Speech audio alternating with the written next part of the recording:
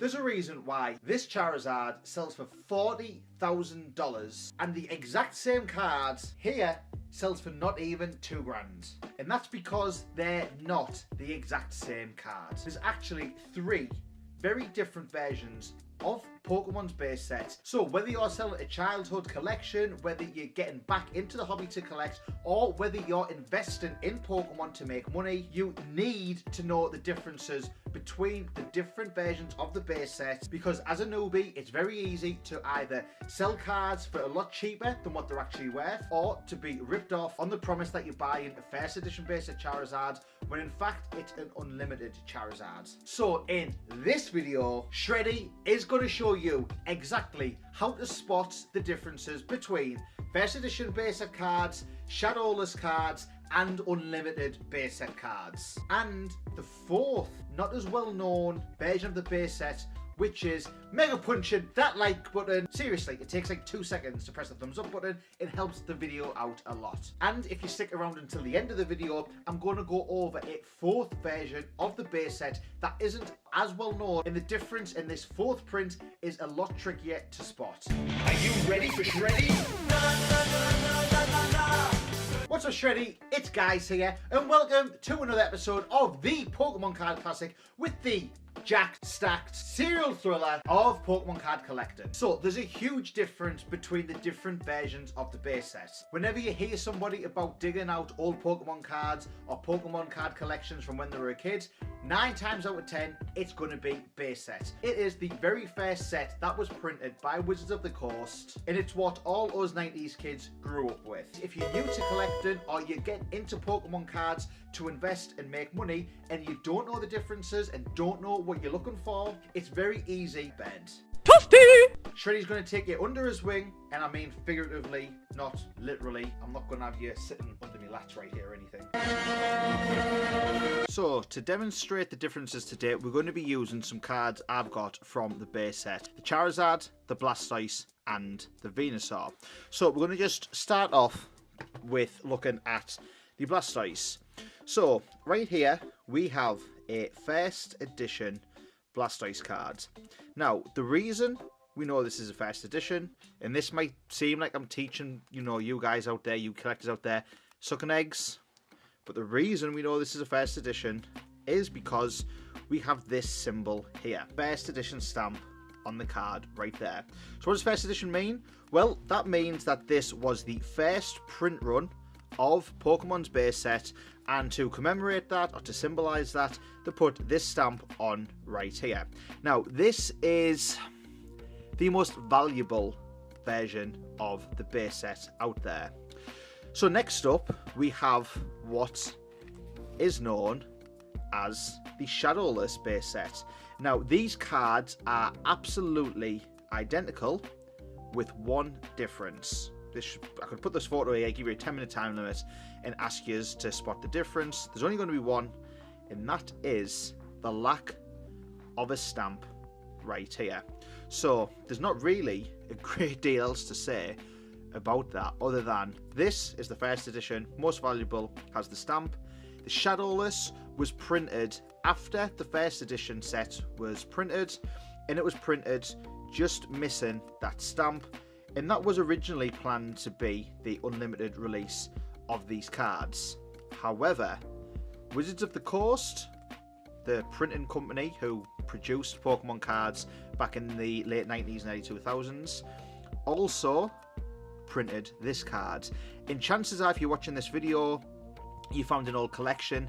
This is going to be the kind of card that's in your collection. However, you might surprise me. You might have some cards in your collection that are Shadowless or are first edition, and that's why I'm stressing it so much, guys. It is really important to know the differences between these. So this right here is hands down the most common version that you're going to see of any kind of basic cards, and this is the unlimited version of the cards. So you're looking at that and thinking, well, what's the difference between this card right here and the Shadowless card that I've just showed you? Well, let's put them side by side to have more of a closer look. So the difference between these cards, and the reason this is called Shadowless, is because If you have a look at this card right here, and again, we're going to try and get a little bit of close-up on this. Right here, where the box of the card is finishes, where the artwork finishes, you have this shadow effect on the box of the card. However, looking at this Blastoise, the Shadowless Blastoise, there is no print, there's no shadow effect, there's no shadow print down this side of the cards. Now, I don't know how well this is going to come across on camera, but the colouring of these cards is actually pretty different as well when you see them in person. And I'll try and get some, better footage and overlay it on this, but you can see there is a difference between the two cards. The holographic effect is, like the same, pretty much, like of the actual holo, but the difference on these cards comes, you're looking for this section here, you can see side by side, there is a difference right there. What's some of the other differences? Well, if you look at the HP, the print on the HP is slightly more bold, I would probably call it. It's very, very ever so slightly thicker. The colour is slightly darker than what you see on this version. Whereas when you're looking at these two cards, these are literally identical, minus the first edition stamp. So what's the backstory behind these? Well, Wizards of the Coast originally printed this card right here, the first edition version of the card. They then printed this to be what was going to be the unlimited version. So the unlimited version is they'll print off, they pretty much print to demand. Pokemon was super popular, so they planned on just printing this into oblivion to meet demand of all of the kids back in 1999 who were wanting to buy Pokemon cards. However, what Wizards of the Coast thought when they printed this, that with the first edition stamp missing, they kind of thought these cards looked a little bit too plain. So what they did was change it ever so slightly. I'm going to see if we can get them all side by side in shot here. So what they did is changed it ever so slightly to create this version of the cards. And what they did was kind of lightened the colours of everything. The colours on first edition and on Shadowless cards are a lot darker and a lot deeper. On unlimited cards, the colour is a little bit lighter. They added more of a texture to the entirety of the cards. There's a little bit of a difference with the way that the HP is displayed. And they just thought that adding this effect would make the cards look a little bit better and kind of look, I suppose, less bare without that first edition stamp being there. But we can put the first edition and the unlimited side by side, and there's, in person, there's more of a difference than what you can see through the camera. But that is the differences in the Blastoise.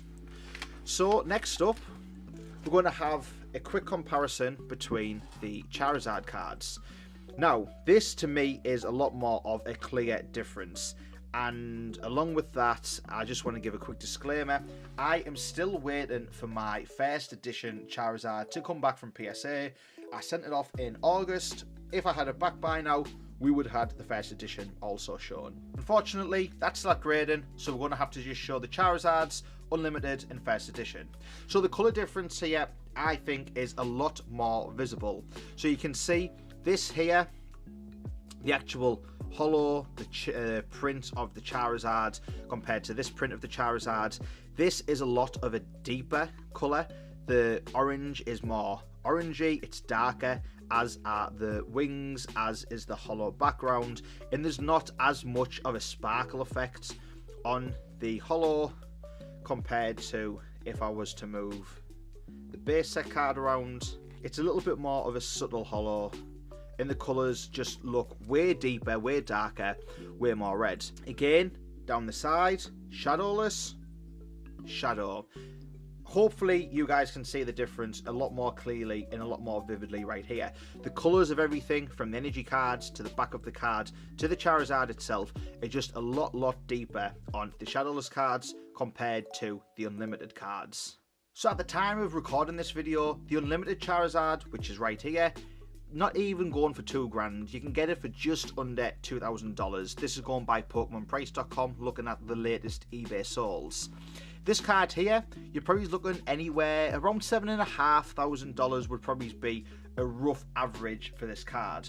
Whereas the first edition Charizard in PSA 9, you're looking at just over $40,000. Now, it's not just because I've got an unlimited or a shadowless or a first edition that adds the price of these cards. For those that don't know, these cards are graded, which is why they are in these plastic cases, otherwise known as slabs, with this little insert here at the top. So this is PSA, the company that grades cards. This has got a 9. It goes from 1 being the worst condition all the way up to 10 being the best condition. This is also a 9. The reason a card is worth more money is because the condition is better, which means the grade is higher. So just because you've got one of these maybe sitting in a folder or a binder or a sleeve somewhere at home, in the loft, in a spare room, in your parents' house, doesn't necessarily mean that this is going to be, that your card will be worth the same as what this is here in PSA 9. However, if it was kept in really good condition and you sent it for grading, there's a chance you could get it as a 10, which would be worth even more than this. And then lastly, we're looking at everybody's favourite fat green frog, Venusaur. Now, for me, Venusaur is one of those cards where the difference between Unlimited and Shadowless or Unlimited and First Edition really shines through the most. I mean, you probably don't need me to do any talking, and you can see the massive difference in these cards right here. The Venusaur on the left-hand side, the Unlimited, which I've actually got in PSA 10. Everything about this is a lot lighter. The Venusaur character itself is more of a turquoise blue than it is green. The shading is a lot lighter. If you look at the flower and the bulb on its back, all of those colours are a lot more washed out and a lot brighter. And you compare that to either the Shadowless or the First Edition cards, and the colours are much deeper and much darker. Venusaur is green in both of these cards, more of a turquoise blue in this one right here. That lack of a shadow, just like the Charizard, so obvious to see on these cards. No shadow, no shadow, shadow. The difference in the HP, the font, slight difference. It almost looks thinner, whereas it looks more like a bold font on the Unlimited. In the hollow effect on the Unlimited, again, it's a lot more of a greeny colour than it is on the Unlimited, which is more like a turquoisey bluey green. And again, just for reference here, we've got the First Edition and the Shadowless side by side here, and both of these cards look pretty much identical in the First Edition compared to the Unlimited. Again, big difference in the way that the cards look. Which of these cards is your favourite though? Do you prefer the Unlimited look? Do you prefer the Shadowless look? Or do you prefer the First Edition look? Wizards of the Coast obviously thought that this was the best version. However, the colours and the detail, I personally feel, are a lot better on Shadowless and on base sets. I'm interested to know what you guys think. Let me know down in the comments below. But remember, back at the start of the video, I said if you stuck around, I would also show you what the fourth base print variation is. It's a little bit trickier to spot, but quite often this fourth print is worth even more money than the Unlimited print. So what we're looking at now, on the right hand side, is the regular Unlimited version of a Pikachu basic card. On the left hand side is what is the fourth print run of base set, and this goes by a number of different names, whether it's base set 2000, the 1999-2000 print run, or the UK print run, and we'll get into those names in just a little bit. But there is a significant difference in these cards, which you can tell instantly just by the colouring. So on the left hand side we have the fourth print run, and you can see here that the colours are a lot, and I mean a lot lighter, and a little bit more washed out compared to the regular version of Unlimited. You can see there the difference in yellow on the Pikachu itself, but also the yellow around the cards. It's almost like night and day when you're looking at these cards side by side. It still has the shadow on the side, because remember, this is an Unlimited set. The only differences really is the lighter colour, and another key aspect, which is at the very bottom of the cards, and we'll try and zoom in to see it, is the print years. So if you look on this left hand side right here, you'll see after the Game Freak copyright, we have 1999 to 2000 Wizards on there. Whereas on the Unlimited version, we just have 1999. And we're going to change the focus on this so we can see. So right there, the bit I'm talking about is 1999 2000 Wizards, whereas on the regular unlimited version we just have 1999 2000 on the left, 1999 on the right. So what's the crack with the difference between these two sets? Well, like I say, the left hand side is just another version of base set unlimited. The colours are a little bit brighter, you have that 1999 2000 print on there, but the significant difference of this, for me at least, is that these cards were printed in the UK literally just to try and meet up with demand of Pokemon. Back in 1999, these things were hot. If you think that Pokemon is popular now, back in 1999, we didn't have Scout bots set up and Scout groups set up and people flipping these things on eBay or on Facebook groups.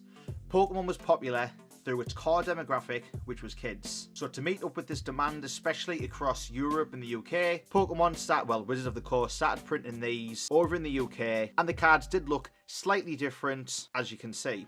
Now, funny story, I remember when I was a kid, going to the Metro Centre, I still had cards to complete from the base set, but base set had kind of been and gone in terms of popularity, but I still didn't have a complete base set. One day in the Metro Centre, a toy store called Games Master or something like that, it was like a yellow logo with red writing, and they had base set packs in there, base set booster packs for £1.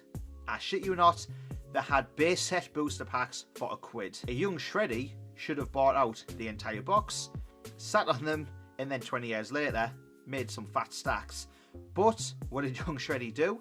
He spent all of his allowance that day, which was £10, on 10 packs of Pokemon cards and opened them all. Now, I remember the highlight of this for me was pulling a Chansey on that day. It was a card that I still needed for my binder. I hadn't pulled it myself, mint condition, so it was a class day. Something to mention about holos is that in these booster boxes, the 1999 2000 booster boxes and booster packs, you weren't guaranteed to pull a 1999 2000 holo print. There was still a chance to pull a regular 1999 holo card in those packs. This set is far more rarer than this set because it was a lot less printed, so it tends to go for more money. However, the difference between, you know, seeing these come up and people distinguishing these sets, the 1999 2000 to unlimited, is nowhere near the level separating the differences between these cards, the unlimited, the Shadowless, and the first edition set. So guys, there we have it, the differences between all of the base sets. Now that you know this, you're going to be in a much better position when you're looking through your old cards, or when you're looking through eBay, Facebook, to buy cards. Know exactly what you're looking for and not get ripped off, whether you're buying or whether you're selling. Before you go rummaging through the loft or through the basement or to your parents' house, chances are the cards that you had when you were a kid are probably going to be unlimited, but it's very important that you do know the differences. You might be sitting on some first edition or some Shadowless cards that are worth a ton of money. Just because unlimited is the most common doesn't mean that there's a chance that you won't have it stashed away somewhere. So if this video has helped you guys, then please do mega punch that thumbs up button and subscribe to the channel to see more videos like this, more videos on how to make money with Pokemon, retrospective videos on older collections and my collection, and just the general ramblings of the jacked, stacked serial thriller of Pokemon card collecting. On screen now is a video about how you can collect Pokemon cards for cheap and on a budget, so be sure to check that out and let me know if it helps you. Drop a comment down below if you're going to check through your old collection, and until next time, remember that collecting ain't no gimmick, it's a lifestyle.